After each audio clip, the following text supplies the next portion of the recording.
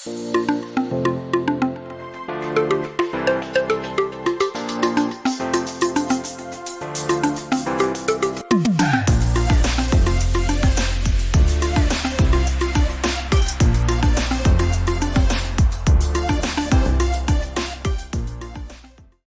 pemirsa, kembali lagi kepada acara kita Sehat Negeriku. Alhamdulillah.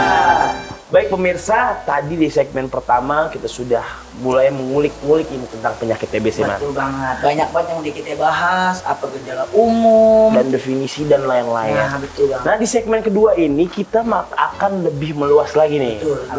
Nah, kira-kira dok, tadi kita sempat menyinggung tentang penanganan awal. Nah, mungkin pemirsa di rumah pun sudah menunggu nih apa jawabannya. Kira-kira seperti apa tuh dok? Oke, jadi ketika seseorang sudah terdiagnosis oleh TBC ya, jadi penanganan awal itu pasti diobati, tidak perlu ditunda. Ya, kita obati hingga tuntas. Nah, seringkali pasien itu akan bertanya, berapa lama, kapan ambilnya, tidak usah khawatir. Semua sudah ada form pengaturan kapan dimulai pengobatan, kapan jadwalnya mengambil, dan kapan waktunya evaluasi. Jadi pasien TBC tinggal datang ke pusat pengobatan. Misalnya kalau di sini kita mantaunya dari puskesmas dengan dinas kesehatan. Jadi sebisa mungkin pasien TB dengan pengobatan tidak lepas dari pengawasan dan pantauan. Tujuannya memang itu tadi, memutus mata rantai penularan. Itu tujuan utamanya. Benar gak sih dok, orang terkena TBC itu pengobatannya selama 6 bulan? Ya, betul sekali. Pengobatan TBC minimal 6 bulan harus selesai, tidak bisa didiskon. Ketika dalam perjalanan pengobatan ada keluhan, misalnya gatal, mual muntah, kenaikan fungsi liver, matanya kuning, cepat datang ke pusat pengobatan, ke rumah sakit atau ke puskesmas setempat. Ya, nanti kita berikan pengobatan TBC yang aman dengan keluhan-keluhan tersebut. Nah, emang bener sih, emang kudu cepet-cepet ditangani dok Ya, karena betul. kan tadi itu Gir, cepat menular. Membahayakan orang lain. Nah, itu jadi tujuan utama dok ya, biar diputus tuh mata rantainya itu. Baik, mungkin dok, untuk kita melanjutkan ke pertanyaan selanjutnya, sebelum kita melanjutkan, di sini ada beberapa pertanyaan dari pemirsa sahabat Sehat Negeriku yang bertanya seputar penyakit TBC ini. Oke. Baik dok, mungkin untuk pertanyaan pertama nih dok. Assalamualaikum dokter, izin bertanya, bapak saya diagnosa TB, miliar. Ya. Sedangkan saya tahunya TB biasa. Sedangkan dokternya suruh melakukan foto ronsen. Ini perawatnya harus bagaimana ya dok? Perawatannya harus bagaimana? Tolong jelaskan dok. Terima kasih. Baik, terima kasih sekali. Jadi TBC miliar itu gambarannya di foto ronsen, memang tuh TBC-nya menyebar, terlihat jelas di gambaran foto ronsennya, karena memang penyebarannya dia juga melalui peredaran darah. Pengobatannya sama prinsipnya, tetap menggunakan obat pengobatan TBC dari pemerintah selama 6 bulan. Perawatannya biasa saja, ya memang kalau bapaknya itu tidak ada penyakit penyerta lainnya seperti diabetes mellitus atau penyakit yang lain, ya diobati sesuai dosisnya, tepat dosis, tepat waktu, dan sesuai dari arahan dari puskesmas untuk evaluasi. Itu aja. Jadi itu tadi pertanyaan yang pertama yang telah dijawab oleh Dokter Wulan. Nah, sekarang menuju ke Dokter Hamzah. Pertanyaan yang kedua nih dok. Apa itu? Selamat malam, saya mau bertanya dokter. Dok, bagaimana diagnosis TBC ekstra paru yang menyerang pada tulang dilakukan? Pertama, apa jenis tes yang umum digunakan untuk mengidentifikasi infeksi pada tulang? Nah, jadi ada satu pertanyaan, tapi ada dua.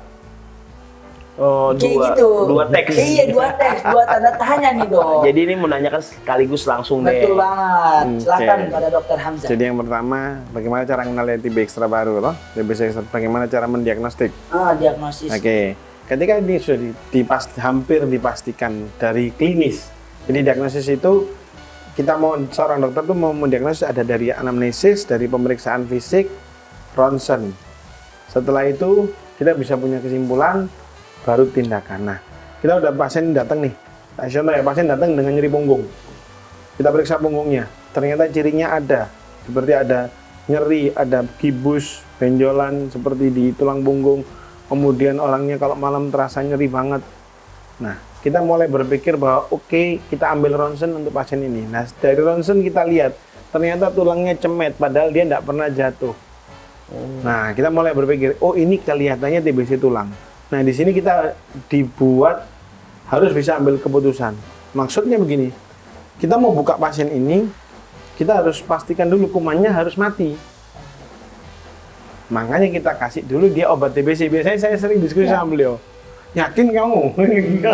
Karena kan kalau emang orang bukan TBC kan tak boleh kasih obat TBC. Makanya itu penguasaan mengenai materi atau ciri-ciri, gejala dari semua data pasien ini harus pas.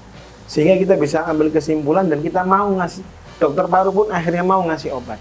Kan kita jelaskan, dokter ini gini, seperti ini, nyerinya begini, orangnya berat badannya berkurang, patahnya di tulangnya, dan bantalannya juga rusak karena dia kemakan sama kuman TBC. Kemungkinan besar TBC, dok. Yakin? Ya udah kita kasih obat. Nah, setelah kita kasih obat, mau tidak mau kita harus bersihkan dan bentuk lagi tulangnya yang bengkok ini. Nah, setelah kita bersihkan semuanya yang saya bilang tadi, infeksi yang cold abscess tadi, bersihkan semua, kita bentuk lagi tulangnya supaya tidak bungkuk, kita pasang alat, kita tanami tulang. Nah, untuk ngetes kumannya ini, nah ini yang paling penting. Kumannya ini diambil, kemudian diperiksa di bawah mikroskop. Dibiarkan dulu, dikultur dulu, terus dibiarkan di bawah mikroskop. Nah, itu baru kelihatan. Nah, itu diagnosis pastinya. Tapi kalau kita mau nunggu, setiap ngobatin TBC harus nunggu kultur dulu, begitu lamanya. Yang kedua, kita buka itu kan pasti dia akan nyebar kemana-mana, bisa kemana-mana.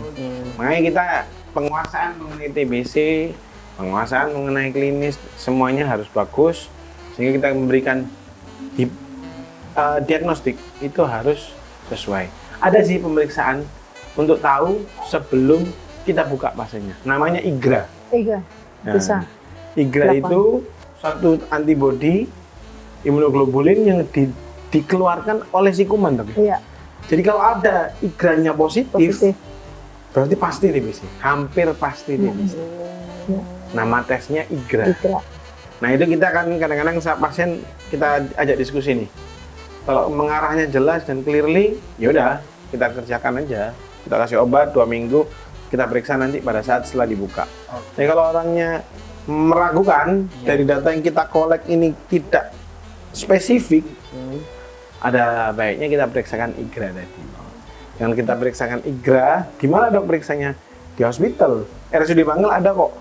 RSUD Bangil ada. Terus di tempat lain juga ada, di lab-lab besar, karena lab-lab kecil biasanya nggak ada.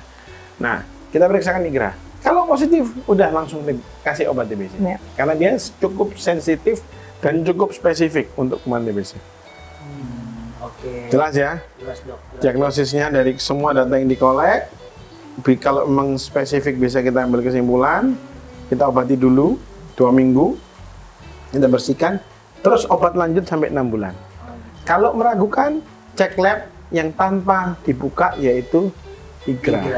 Jadi itu tesnya dok yang umum digunakan. Oke, nah lanjut pertanyaan yang ketiga untuk dokter Wulan. Nah, jadi ada yang nanya lagi nih. Assalamualaikum dok, mau tanya. Jadi dok, saya penderita TBC. Ya Allah, semoga cepat sembuh ya. Saat ini saya sedang pengobatan TBC baru sebulan.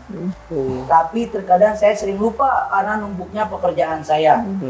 Kira-kira apa dampak jangka panjang dari TBC paru yang tidak diobati dengan baik? Nah, apa itu dok kira-kira tuh dampaknya itu? Ya, jadi itulah sebabnya perlu pendampingan minum obat atau PMO, ya, pendamping minum obat.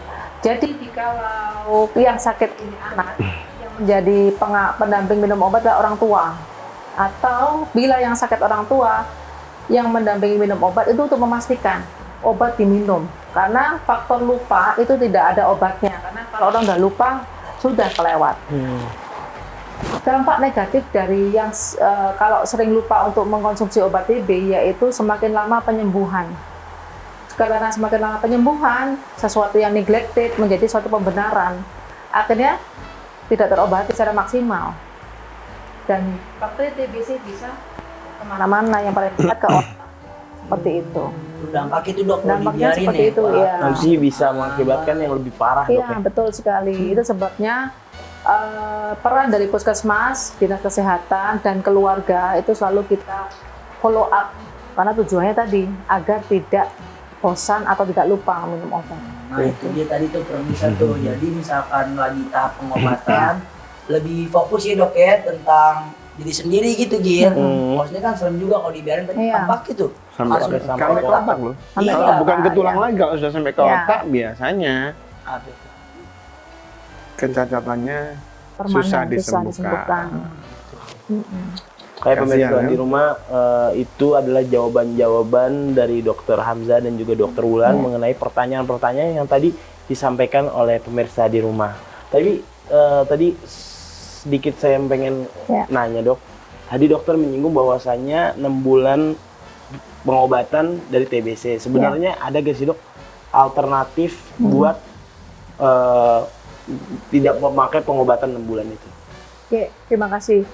Pertanyaan yang ini sebenarnya problem yang common ya, Dr. Hamzah atau rekan-rekan semua di sini ya. Jadi beberapa pasien memang terutama yang orang tua ya, yang pengobatan TBC itu seringkali menghentikan pengobatan dan beralih ke pengobatan terapi apa namanya itu alternatif. Sebenarnya saya tidak melarang karena suatu bentuk ikhtiar ya. Tetapi tetap pengobatan TBC itu ya ketemunya dengan obat FDC tadi. Tidak ada yang lain. Kecuali hal-hal tertentu, bila terjadi alergi obat atau terjadi komplikasi, itu kita bisa switch off atau kita kurangi dosisnya, kita ada aturannya. Jadi intinya tetap obat seperti itu. Jadi, Obat seperti itu. Penyebabnya apa? Kuman. Bunuh Ya. kumannya ini pakai obat anti TBC. Jadi wajib berobat untuk segera mendapatkan obat pembunuh kumannya. Jadi wajib berobat Gir. Jadi mungkin buat teman-teman yang sudah terkena TBC mungkin lebih semangat lagi untuk memerdekakan dirinya dari TBC. Karena negara kita aja sudah merdeka, masa diri kita belum merdeka dari TBC? Makanya dok, nanti di segmen ketiga kita akan lebih berbincang hangat dan mengupas tuntas lagi nih seputar TBC. Nah Gir, ini ada pepatah tuh Gir. Apa tuh, Man? Tentang tadi, untuk memerdekakan diri kita sendiri. Gimana tuh? Ada bilang kayak begini Gir, kalau bukan kita siapa lagi? Nah, itu dia. Jadi kembali ke diri sendiri. Karena memang yang saya lihat nih dok, yang saya lihat dan saya perhatikan dari tadi bahwasanya penyakit TBC ini bukan hanya membahayakan diri sendiri, Betul. tapi juga membahayakan orang lain. Ya. Oleh karena itu pemirsa di rumah tetap jaga kesehatan karena kesehatan kalian juga penting buat kesehatan orang lain di rumah. Makanya pemirsa jangan kemana-mana, tetap di Sehat Negeriku. Alhamdulillah.